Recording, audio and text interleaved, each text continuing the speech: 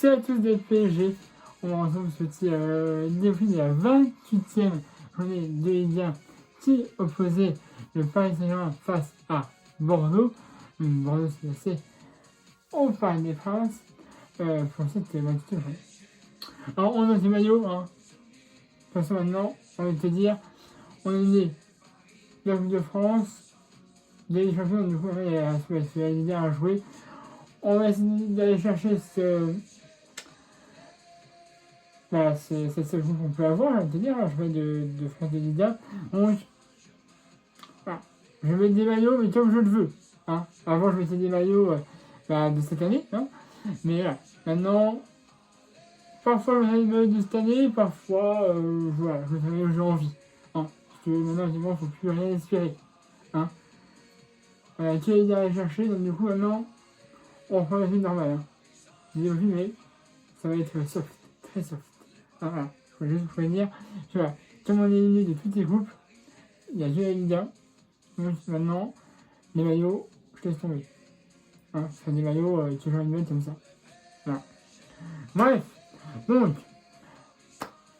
Paris-Bordeaux, 20e journée de Ligue 1. Il y avait Verratti qui était là, suspendu, Di Maria blessé aussi. Donc voilà, donc, on a une équipe presque au complet, hein, même s'il y a un gros. Même si c'est tout ça, hein, Sergio Ramos et tout. Alors, Bordeaux, c'est les derniers joueurs des Ligue 1. Donc, normalement,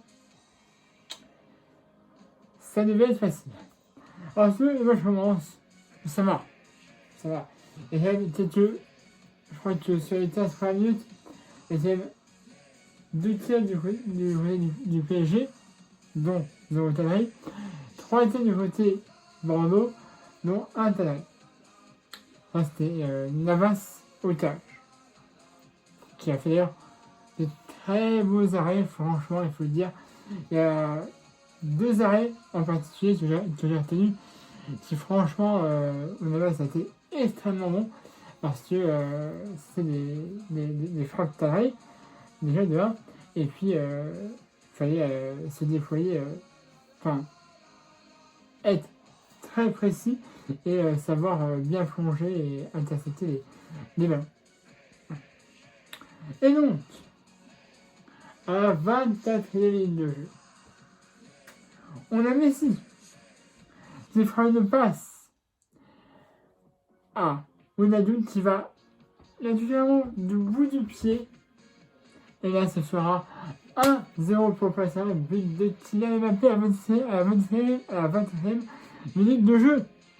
Messi, il a passé à Wijnaldum qui la touche vraiment du bout du pied. Il la passe à Mbappé. Le gardien la touche légèrement. Et ça file au fond. Donc 1-0 pour le Paris Saint-Germain à la 21e minute de jeu de Mbappé. De toute façon, voilà. Tout pendant que il y avait avant le match, quand ils ont annoncé la composition dans le stade, tous les joueurs ont été hués, sauf Mbappé. En même temps, le tunnel, il y avait celui qui faisait le taf. Hein. C'est lui qui fait le taf à Paris. Donc, Mbappé a marqué à Madrid. Franchement, il y avait que lui sur le terrain. Les autres, inexistants. Donc, je trouve ça normal que tous les joueurs se fassent huer. Neymar, Messi, Marquinhos, tous.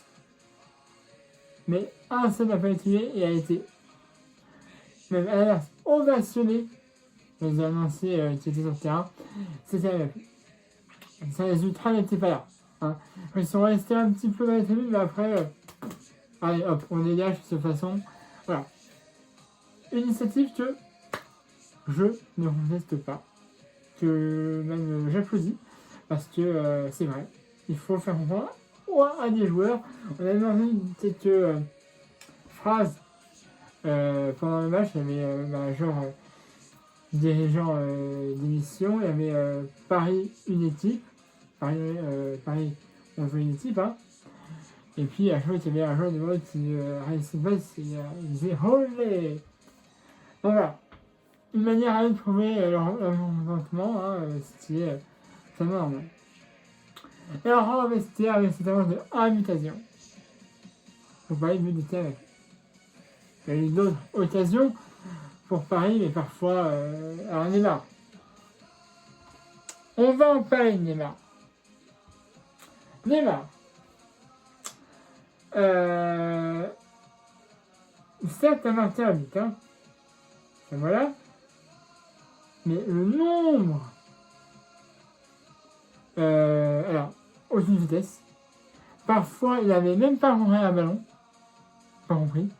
Donc, là, Neymar, il va falloir. Non, il va falloir revoir. C'est toujours au top parce que franchement, aucune vitesse et tu n'arrives même pas à rentrer un ballon. Mais aucun contrôle de la part de Neymar. Pareil, les passes. Médiocres, les passes. Médiocres. Non, franchement, là, on va commencer à se poser des questions. Bref, en etc. C'est un peu mieux, même si il y a un qui perd de balle du côté du Paris Saint-Germain. Hein. Et à la 52e minute de jeu, sur le passe décisif de Achraf Hakimi sur le côté droit, Neymar, il frappe et ça fera 2-0 pour le Paris Saint-Germain, but à la 52e minute de jeu de Neymar. Alors, au début, je pensais que c'était un joueur de Renault qui avait marqué dans son camp, mais non. C'est bien Neymar qui marque. Voilà. Passe de Achraf Hakimi, but de Neymar. Ah, c'est facile d'ailleurs, il faut le dire. Hein, c'est très bien marqué, c'est à bout portant. Voilà. Mais 2-0, but de Neymar. 52 minutes de jeu. Alors, il y avait un penalty apparemment sifflé pour Paris. Pour une faute sur Wijnaldum, qui finalement n'a pas été accordé, hein, puisque je crois qu'au départ de l'action, c'était Neymar qui était en jeu, du coup. Et du coup, le penalty a été refusé. Voilà. On met les 2-0, je veux te dire, on maîtrisait plus ou moins le match. Donc, on a penalty ou pas, même, ça a mis encore un peu plus. Mais voilà, c'est comme ça. Et donc, après 61e minute de jeu, Messi s'est rentré, Mbappé s'est rentré, mais ça fait quand même 3-0 à la 61e minute de jeu, but de Laurent Paredes.